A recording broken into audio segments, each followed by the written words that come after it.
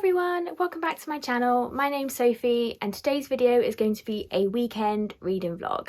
The theme for this weekend's reading vlog is reading the oldest books on my Goodreads TBR. So the first book I'm hoping to get to this weekend is Call Down the Hawk by Maggie Stiefvater. This is the first book in the Dreamers trilogy, which is a continuation of the Raven Boys cycle. So in this one, we follow Ronan from the original series, and he is a dreamer who can pull catastrophes and curiosities from his dream into reality. We also follow Jordan, who's a thief, and the closer she becomes to a dream object, the more she is tied to it. We also follow Carmen, who is a hunter. Her brother was a dreamer and a killer, so she has seen firsthand what dreaming can do in real life. So this one I marked as want to read in December 2016, and it was published in November 2019. I can't tell you why I haven't read this yet. I loved the Raven Boys, so I really needed to read this for a very long time, and I'm finally going to get to it. The second book I'm hoping to get read this weekend is The Fragile Threads of Power by V.E. Schwab. This is the first book in the Fragile Threads of Power series, which is a continuation of A Darker Shade of Magic, and it's set 7 years after. So we're still following Rye, Lila and Kel in their lives after the events of A Darker Shade of Magic. Rye rules Red London, but the city is filled with rumours that he is causing magic to fade from the world. White London is ruled by a child Antari who leads her people in rituals of blood and sacrifice in honour of Holland, who sadly died in the previous series. However, all this leads to is her summoning a power she cannot control. We also follow Lila and Kel, who are currently living free, but they are soon tasked to go on the hunt for a mysterious artefact. I love V. Schwab, she's one of my favourite authors. She is a bit hit or miss with me sometimes. Like, I loved A Darker Shade of Magic, I loved The Invisible Life of Addie LaRue, I loved the Vicious series, but Gallant and I think it was I can't remember what it's called, the other one of her original ones, I wasn't really a big fan of. So I'm really excited to get back into the world of this one, and I love that we're still following the main characters from the previous series. So this one I marked as want to read in 2018, and this one was published September 2023. However, I am including it as it is one of the oldest books on my Goodreads TBR. I'm also hoping to get to a third book this weekend, but I'm not going to mention it until I actually pick it up, because that's what I seem to do, is mention a third book and then it's never mentioned again in the vlog. So yeah, these are the two books I'm going to be prioritising, and if there is a third one, I'll let you know what that is. So I'll check back in with you guys when I've got an update. Hey guys, it's now Saturday and I have read the first 280 pages of Call Down the Hawk by Maggie Stiefvater. I am really enjoying this one. I'm enjoying Ronan's POV and the mentions of the characters from the Raven Boys cycle. I did really enjoy that series when I originally read it. But I am a bit confused on what the plot is for this book. Like, we've got Declan, who's after and has retrieved a specific painting that his dad created, or obviously his dad's now dead. He's got the painting, and then Jordan and the Hennessy storyline, they've stolen the painting and it's not worked for what they needed it for, because it's a dreamt painting. It has certain abilities. I'm a bit confused about this whole thing. And then Carmen's storyline, I'm a little bit bored by, but we're not getting too many chapters from her POV, so that's not bothering me too much. I'm just a bit confused about the plot between, like, the Jordan and Hennessy storyline, with obviously Hennessy has dreamed, like how Ronan dreamt Matthew into being. Hennessy has dreamt copies of herself, and there's 5 of them plus Hennessy, and we're only really hearing from, like, Jordan's perspective, so we're only really hearing about Hennessy and Jordan. There's been mentions of the other ones, but we're not getting like a POV or too much from them, which is good, because that would be a bit confusing.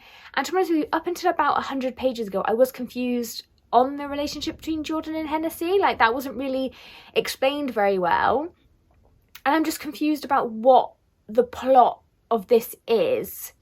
Like, I don't really know what to tell you as to what's happened, but I am weirdly enjoying it. I'm really confused by how I'm feeling about this. I don't know what's going on. And I thought I had worked out how, like, Jordan and Ronan would cross paths, because obviously Hennessy had dreamt Jordan and her sort of sisters into being.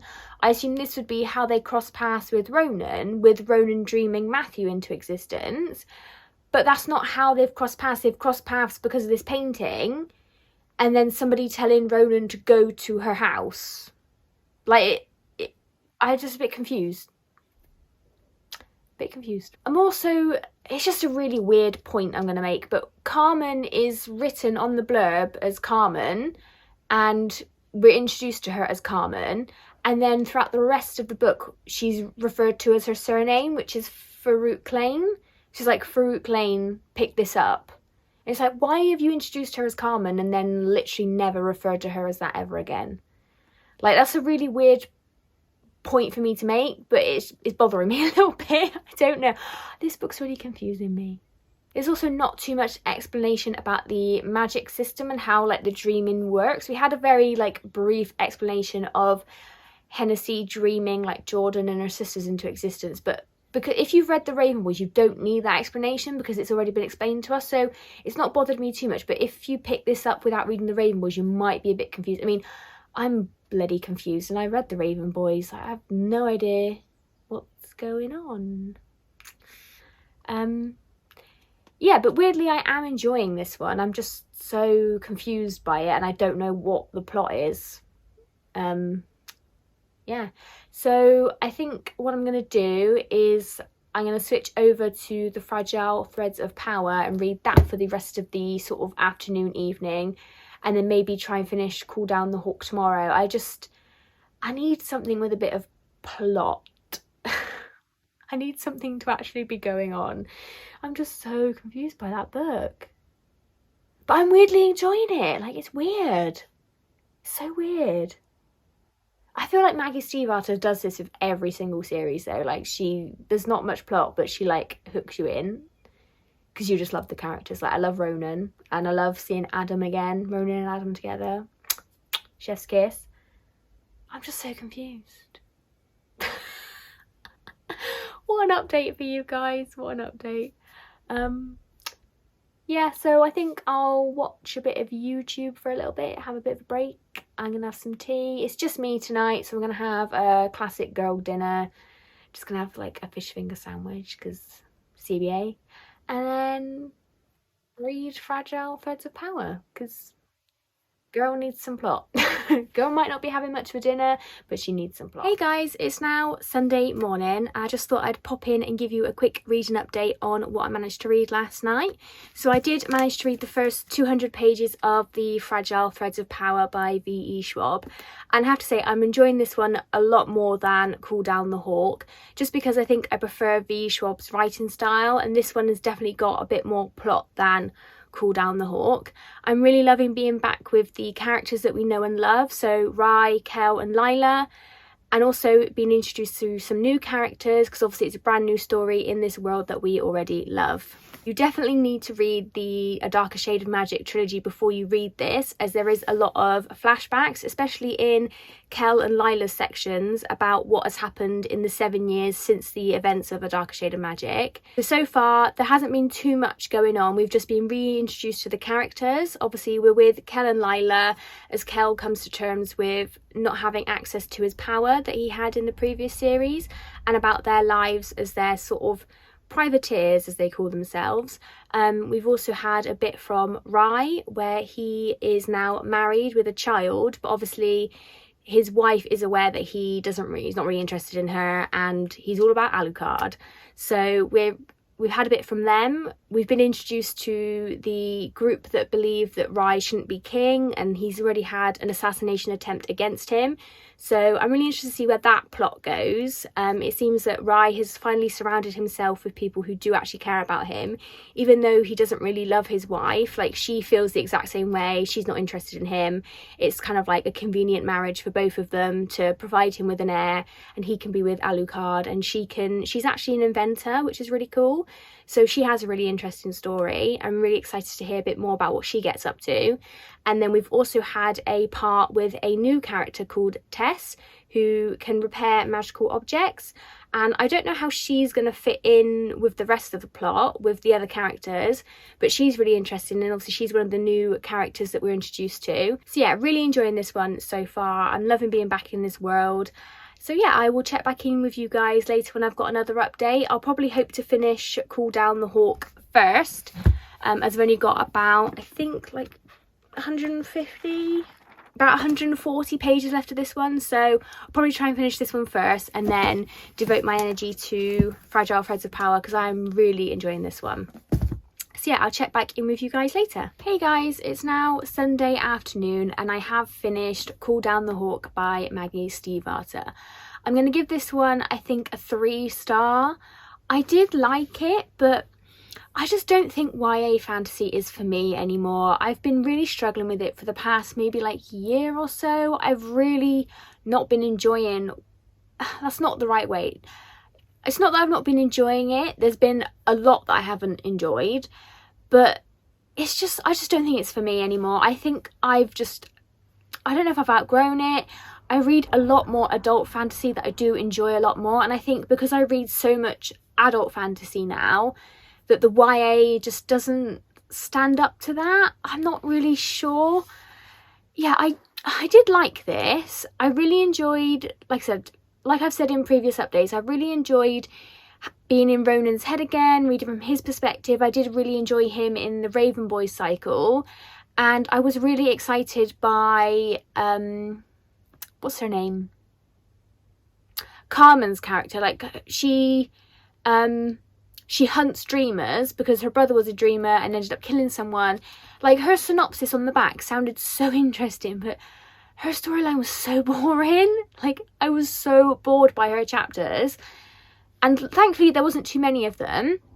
And then Jordan, Hennessy, that whole storyline wasn't really explained very well to begin with. I was really confused. I thought maybe Jordan and Hennessy were one person who went by multiple different, like, not personalities, but like, she pretended to be other people all the time, and that wasn't the case. And when that was explained, I was kind of like, oh, like, are we supposed to just know that? Like, I just don't feel like the characters were explained very well. Like, Carmen, or, you know, Farrock Lane, as she was referred to this entire book, just felt so, like, 2D. Like, we didn't really delve into her past, of her brother, and, like, maybe that happens later in the series, I don't know. But I was just bored by her, and the whole Jordan Hennessy storyline just was quite confusing. And then when it was explained, it just wasn't really that interesting to me. Like, Ronan's storyline was the only storyline I was actually kind of invested in, and again, I think that's only because I really enjoyed him in the Raven Boys. Like, for me it was nostalgia there. But yeah, like, I'm really glad I've read this, don't get me wrong. It was a good book, and I think I'm giving it a 3-star because I think the issue is me. I don't think the issue is the book. I think it's me. I don't think YA fantasy is for me anymore, because I've really enjoyed Maggie Stiefvater's other work. Like I said, I really enjoyed the Raven Boys. What's her other series? The Shifter Wolf one. I read that quite a few years ago and really enjoyed that at the time. So there was no reason why I wouldn't enjoy this. I know her writing. I'm really familiar with it. I think it's me. I don't think YA fantasy is for me. And I think this has kind of solidified that for me, because I do like this author. I do like her previous works. So why don't I like this? I think it's me. It's me. Hi, I'm the problem. It's me. Yeah, so I'm glad I read this. Like I said, it's been on my TBR since 2016, so I'm glad to finally get to this and get this off. But I don't think I'm going to be continuing with the series. I'm not interested enough, and like I said, I just don't think YA is for me anymore. So yeah, 3 stars for this one. I'm really disappointed. Not in the book, in me. YA is not for me anymore. And that makes me really sad, because I have enjoyed a lot of YA. Yep, so that's this one done, and I'll be continuing on with the Fragile Threads of Power. I don't think I'm going to be picking up another book, as I've got like over 300 pages of that one left, so we'll see how I get on there.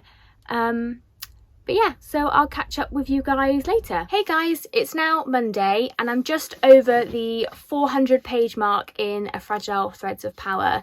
Obviously you can't see it because it's in my book sleeve, so I'm not going to bother holding it up for this update. But I am still really enjoying this one. I'm always quite hesitant going into sort of series continuations of a series that was like done and dusted a few years ago, and then the author wants to go back and revisit. I really enjoyed I can't remember what the series is called, but the continuation of the Seven Realms series by Cinda Williams-Chimer.